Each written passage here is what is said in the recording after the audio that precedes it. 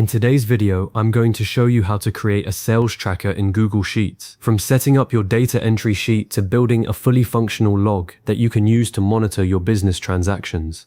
Google Sheets is a fantastic free tool that puts the power of a spreadsheet on your computer or phone, and building a sales tracker from scratch gives you complete control over your data without needing expensive software. If you find this helpful, please like and subscribe, and let's get started.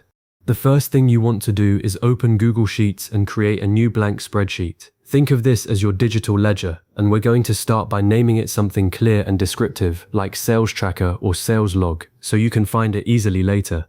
Now, you'll set up what I call your master data entry sheet. This is the central table where every single sale gets its own row, like a page in an old-fashioned sales journal but way more powerful. Click on the first row of your sheet, starting at cell A1, and we're going to label each column with a header. This is crucial because these headers tell the spreadsheet what kind of information goes underneath them, and they also become the labels that power any charts or summaries you build later. You'll want to include at least these columns: date, customer name, product or service, unit price, quantity, total sales, and payment method. Once you have your headers typed in, the very next step is to freeze that top row.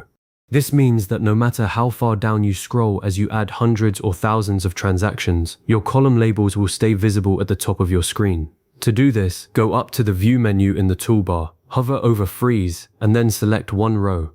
It's a small step, but it makes a huge difference in keeping your data organized and readable. Now let's get into the formatting details that will make your sales tracker professional and accurate. First, look at your date column. Highlight all the cells in that column where you'll be entering dates. Then go to the Format menu, hover over Number, and select Date.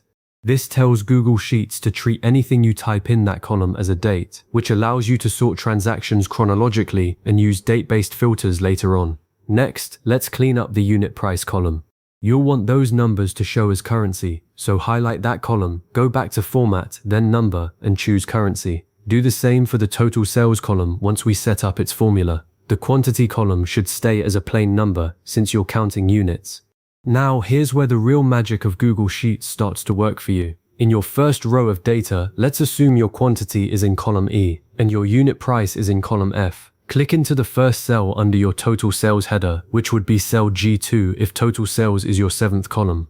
Type an equal sign to start a formula, then click on the cell that holds the quantity for that row. Type an asterisk for multiplication, and then click on the cell that holds the unit price. So your formula should look something like equals E2 asterisk F2. Hit enter, and you'll see the total sale amount appear automatically. Now click on that cell again, and you'll notice a small blue square in the bottom right corner. Click and drag that square down the column, and it will copy the formula to every row, automatically adjusting the cell references for each new sale. This is called autofill, and it saves you from having to type the formula over and over again. To keep your data clean and avoid frustrating typos or inconsistencies, I strongly recommend using drop-down menus for any column that has a limited set of options, like your product or service column and your payment method column. Highlight all the cells in your payment method column, then click on the Data menu and select Data Validation. Under the Criteria section, choose drop-down from the list, and then type out your standard payment types: cash, credit card, bank transfer, and any others you use.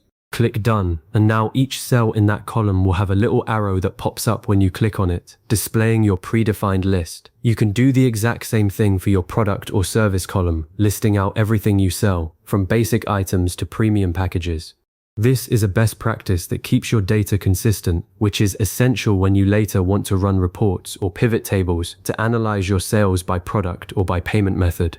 A common pitfall beginners run into is manually typing different variations of the same customer name or product, which completely breaks your analysis. Drop-downs solve that problem instantly. Take a moment to set these up for any column where you want consistency, and you'll thank yourself later.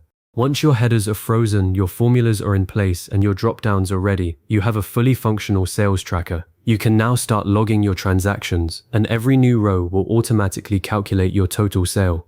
This gives you a real-time view of your revenue, and from here you can build summary sheets, charts, and even monthly reports. You have completed your task of creating a sales tracker in Google Sheets, a tool that brings order to your numbers and helps you make smarter business decisions.